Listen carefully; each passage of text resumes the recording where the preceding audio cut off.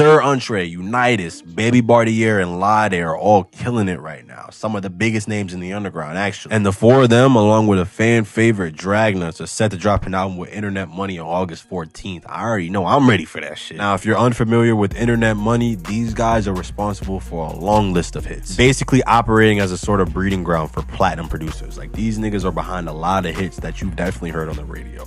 Lucid Dreams, Ransom, Lemonade, basically printing out plaques, bro. XXX Tentacion, Drake, Trippie Redd, The Kid LaRoy, Lil Tecca, we already said, A Boogie with the hoodie. Like, the list goes on and on. Not only do they have a factory of producers that can produce a platinum record with their eyes fucking closed and their hands tied behind their fucking back somehow, these niggas have a record with a roster of guys currently looking like Rich Amiri, Dro Kenji, Ty Fontaine, and Ian Dior. And if you have the wherewithal to grasp how crazy it is to even have one platinum record, you know how big of an opportunity it is to even be in the studio with these niggas, bro. Internet Money cosign is massive, bro. And then being able to drop an album with these niggas, like, this shit is crazy. I think everybody is asking the same thing. Like, is this the new group? Like, Baby Bartier, United, Sir Entre, Lade, Dragnuts. Is this the new collective in the underground? Like, this would be a crazy fit, too. Like, if this was the future of the underground, like, these five guys right here,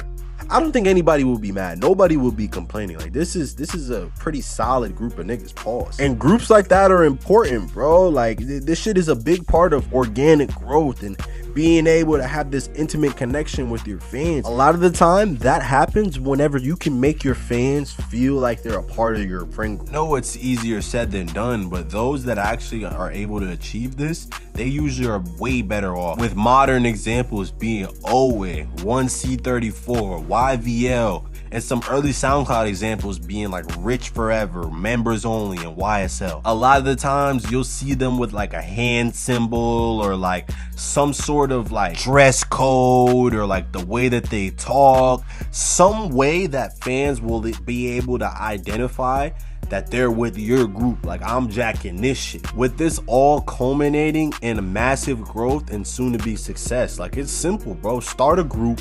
You and your homies name drop the group every chance you get, especially on your songs. And as you slowly start to gain popularity, the group will sort of be an inside joke. Like, all your fans are gonna eventually take pride in being able to claim that group. You know what I mean? Like 1C34, they had their little the little hand symbol. Every time I go to a Xavier So Bass show, I see everybody in the crowd throwing up 1Cs. Although this nigga Xavier doesn't know any of these niggas from a can of fucking paint. And yes, it is kind of parasocial, but it's also meant for like younger kids, bro. Like, especially with like the hand symbols and throwing up YVL. Like, you shouldn't be on your way to pick up your son from school throwing up YVL and Owe. Think about it like this, bro. Like, it's cool to do it at the show to show your artist that you're tapped in and you support them. But like, bro, when you leave that show, you should not be jacking a group that you're not a part of, bro. Like, that's for people with no personality or any established sort of identity, bro. Like, people usually under the age of 18, bro, to be honest with you. And like, bro, like I said earlier, like, nobody above a certain age is doing this shit, especially a group that they don't know. And if you're above a certain age still doing that shit and you really feel like that's you and that's how you express yourself, then fuck it, bro. Fuck what anybody else is talking about, bro. Think of it as like being a fan of a sports team. Like, think of it like that, but way more niche. Like, you're gonna eventually come across somebody else that listens to the same type of music. You might see a shorty walking down the street throwing up YVL, and that's an easy way for you to go and talk to her. Or like, you see a nigga in the store with a Ken Carson t-shirt or a fucking Owe t-shirt, and you say, Owe, he throwing up Owe. That might be your best friend right there. You never know. You and that nigga might be able to go and make some money together.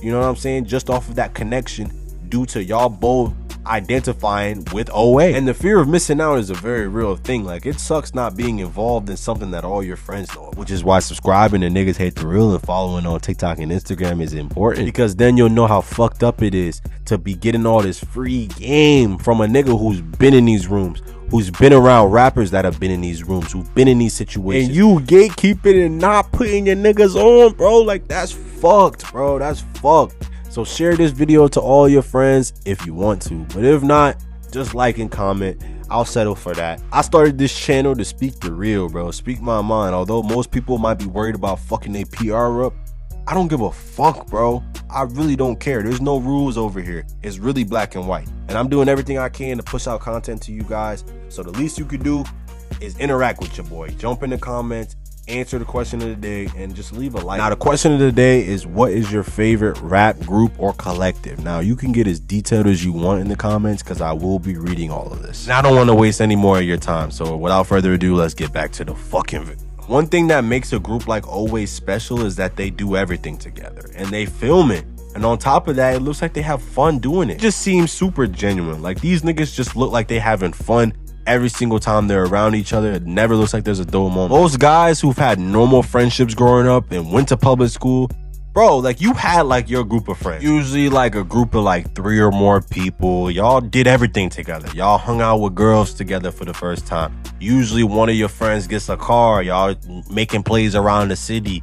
Y'all going here. Y'all hooping together. Y'all playing GTA, 2K, Call of Duty, all of that shit together, bro. Y'all went on y'all first weekend adventure. Y'all went on y'all first long distance trip together, bro. Y'all freestyling at the sleepovers and shit off YouTube beats and all of that shit, bro. That everybody's had that sort of cohesion, or I would at least think everybody's had that sort of friendship with people before. So when you see a group of friends go through similar experiences as you, it makes you feel good deep down. And for musicians, coming from an era where a lot of rappers just want to be on mysterious shit and not seem like a regular human being, this destroys that barrier. It makes it to where a lot of artists, they can actually be themselves, bro. And I mean, in an era right now to where people want you to be as transparent as possible, this shit does a lot for your career and coming across as a regular person. And I mean, that's what's gonna get you the furthest right now. In the way that Teasus, Diamond, and those guys can act goofy around each other and have that same energy fusing with the music, it gives people the chance to relate to their personality on a way deeper level. I see a lot of that same sort of energy, that same sort of cohesion whenever I look at the new generation guys over at Internet Money. And I'm talking about Baby Bartier, Lade, Unitas, Sir Entree, and Dragnuts.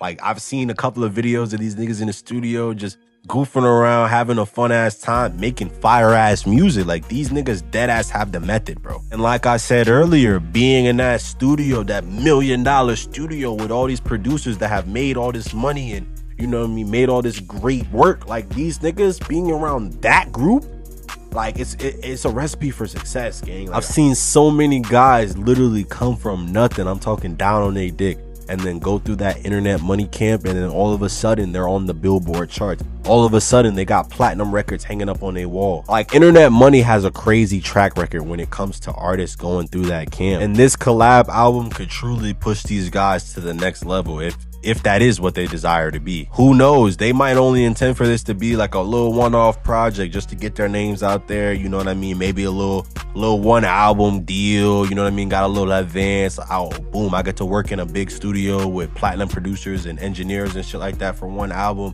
Get my music out there a little bit further, maybe re-up, sign a bigger deal a little bit down the line, then drop my own project. It might be one of those.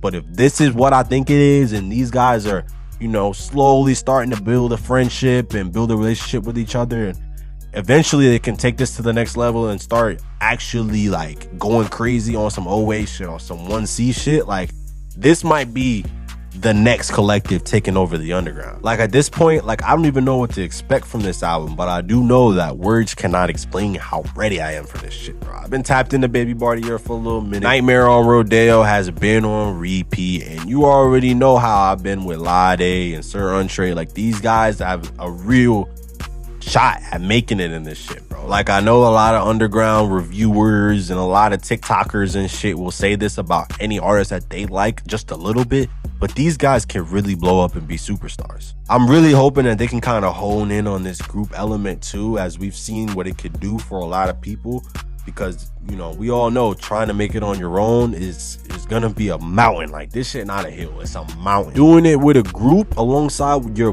boys, bro, like, that shit just makes that mountain seem a lot less high. And I mean, you're also gonna be building brotherhood as you do it, bro. So just like, why not, bro? Just kick it with these niggas. Take advantage of the fact that they're lit too. You're not the only rich nigga in the group, bro. Or having all your niggas be rich versus just you having to take care of everybody is a big difference, bro. It's not gonna be the same you bringing your homies from the slums or the trenches, wherever you grew up at, and these niggas have no job. These niggas don't do nothing to provide nothing to your career. They're just leeching off of you versus having a group of artists, having a group of other lit niggas that are also making money. You know what I mean? Y'all niggas can all go to the store and ball out. Y'all niggas can all go to the function and look like the rappers, bro, because y'all are all the lit niggas. You don't gotta be the only one paying everybody's tab. And on top of that, after this collab album especially, they've already laid the groundwork. Everybody's grinded to get to this point. Everybody's grinded to even be introduced to internet money, to even get this opportunity. Everybody's already laid the groundwork. All they got to do is attack the basket. And if they can go all the way with this squad, if they can go all the way with this shit, if this album is hitting like I think it's gonna hit, we might be seeing the next generation of superstars.